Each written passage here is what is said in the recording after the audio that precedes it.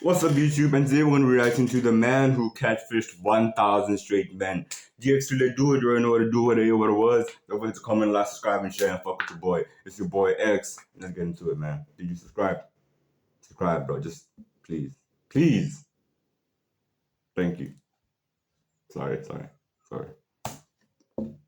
So I'm pretty sure at this moment, every single citizen within the eastern side of the hemisphere with a functioning cerebral cortex have at least heard of the tale of a middle-aged man who allegedly disguised himself as a woman and in the process managed to trick thousands of straight men into consensual intimacy, while secretly recording and distributing those moments for profit without their knowledge. I mean, the situation has honestly grown so out of hand domestically that you can't even scroll your FYP anymore without finding either somebody you know in the victims list, or if not that, it's the sheer amount of viral memes ranging from AI slop, how to become Sister Hong makeup tutorials and fashion clips, all the way to legitimate social commentary videos which attempts to dissect the cause of the situation at hand. But the Chinese Diddy himself has had many aliases. I don't know how niggas is falling for that nigga, bro. I'm not falling for that nigga.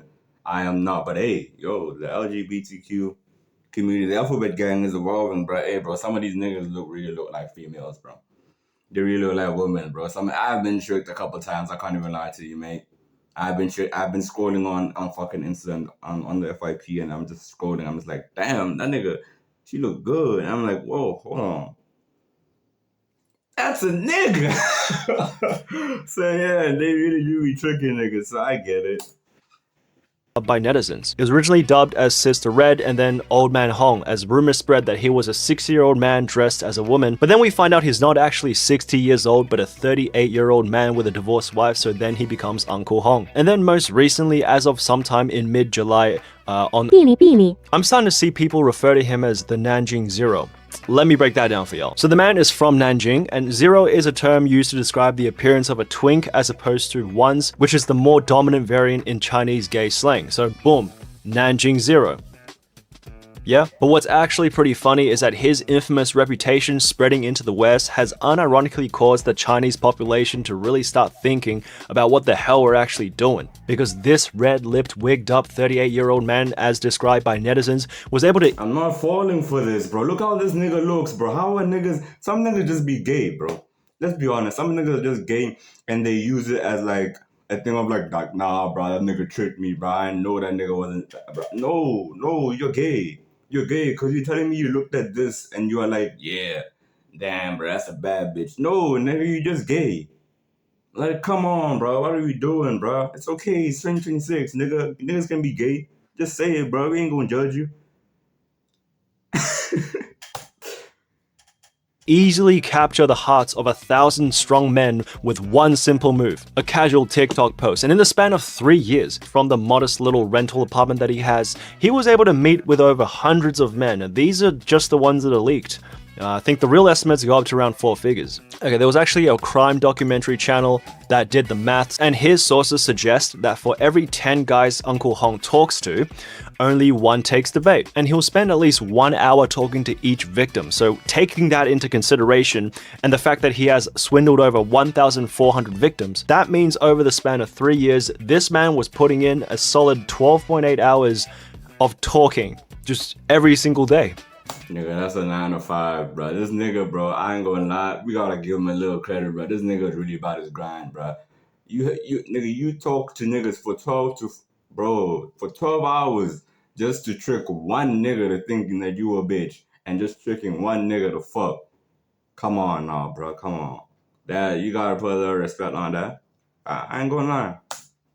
God damn. Although not everybody is swindled, this man, for example, visited Uncle Hong 4 seasons straight, so yeah. Anyway, say what you will about Uncle Hong, but you gotta give him credit, because this man has a pretty broad roster, if I do say so myself, from corporate men to masculine gym rats, university students, nerdy slim guys, and even foreigners, where they reportedly flew to China just to meet with the man himself. Now that in return has led to the first wave of public meltdowns, as Chinese netizens expresses valid concern not only surrounding the matters of deception or legality, but the audacity that a middle-aged man like this could somehow pull together a high-quality roster of men that some women can only dream of. It ain't my words, they were saying it. Now, if you actually dive deeper into the case like me, You don't have to, I'm just unemployed. You'll come to realize that this isn't exactly an escort service, as meetups doesn't usually involve paying a fee, but instead a measly request from the unk himself that you can't exactly be invited over empty-handed, right? You gotta bring a gift. And the gift doesn't exactly have to be expensive or anything, right? It's the gesture that a nigga like me, nigga, I'm over here coming over with fucking fried chicken and maybe a fucking watermelon, bro. That's about it. And now I just said that sounds crazy. That sounds crazy knowing my skin color. So I take it back. I take it back. I would probably bring fuck. I don't know, bro. Bro, chicken's on my mind, bro. Fuck, bro. Okay, I would bring chicken. Fuck you, okay? Good God, nigga. Chicken is amazing. matters, right? It's the gesture itself. And although there wasn't really ever a grocery list or anything like that, but every feature we see where the victim does bring something over, it's usually whatever household item they can bring their hands on. You know, pretty much anything within an arm's reach around your kitchen table becomes an acceptable currency in this transaction. Now, in this case, of course, even a watermelon was enough to gain entry. Now, some netizens even make fun of the idea that bro's got so many grocery gifted that he can pretty much open a convenience store by himself at this point. Look at that, we've got fruit, milk, and apparently a gallon of cooking oil. This is a good one actually, because I remember when I was a kid, I used to see commercials about this cooking oil, and every time I see the commercial, it just keeps me up all night thinking about it. So you know he's eating good at least. Literally. Okay, but it wasn't really all just gifts receiving on his end. There was a bit of give and take, to be honest. Because when the first round of evidence was initially released, an explicit audio clip also began circulating online, allegedly capturing Uncle Hong paying 300 yuan to somebody who had just realized that the woman he was meeting wasn't actually a woman.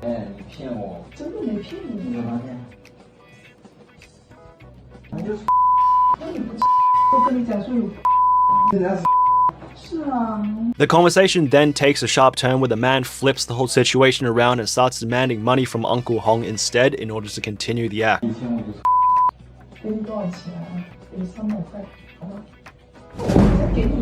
Okay, but up until this point, everything that I've mentioned is still within the realms of legality. Fun fact, it's not actually— That nigga just gay.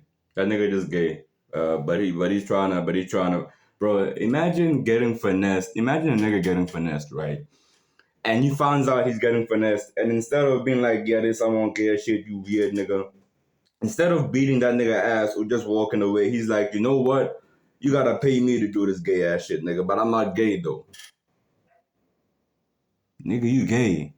Even though the motherfucker paid you to fuck him, you still fuck the dude.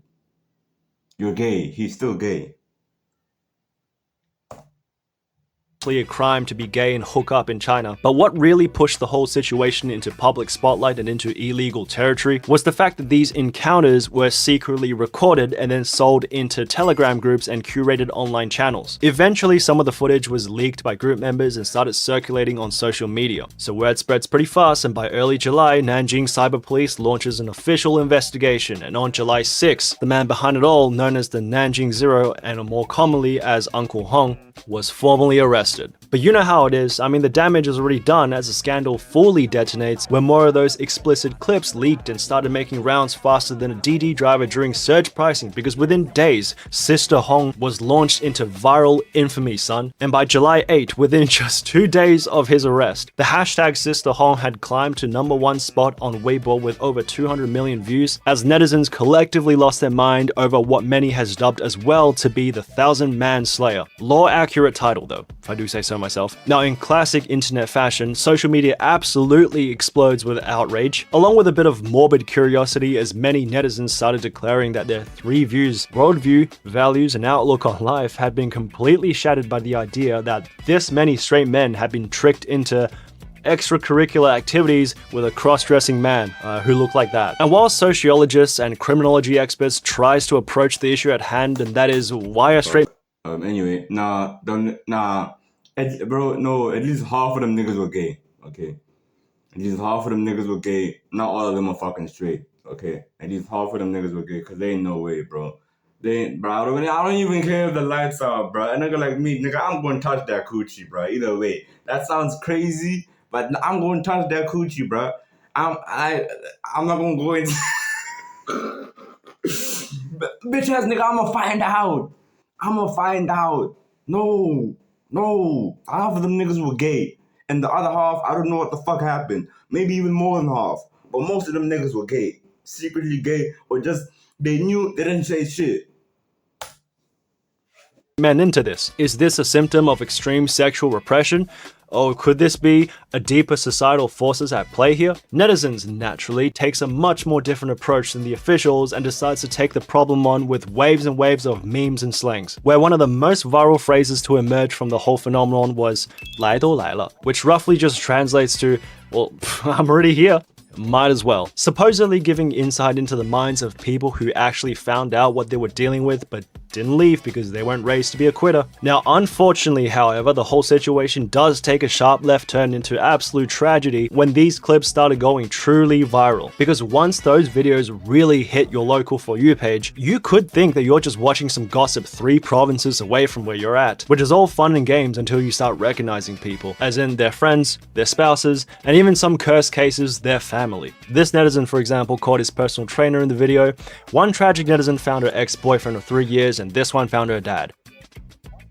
Which officially makes, hey yo, I recognize you in one of those videos, the hardest hitting diss you can possibly say to your ops in China in 2025. Of course, Chinese women online also expresses their distinct I ain't gonna lie. If I was that nigga and I found out that, hey, this is how the situation would go, I'd be like, hold up, please, hold on. You a nigga? She gonna be like, yeah. And I'm just going. Like, come on, bro. I'm not doing all that. I'm gone, bro. I'm not gonna fight with you. Hey, bro, you got me, nigga. That's about it.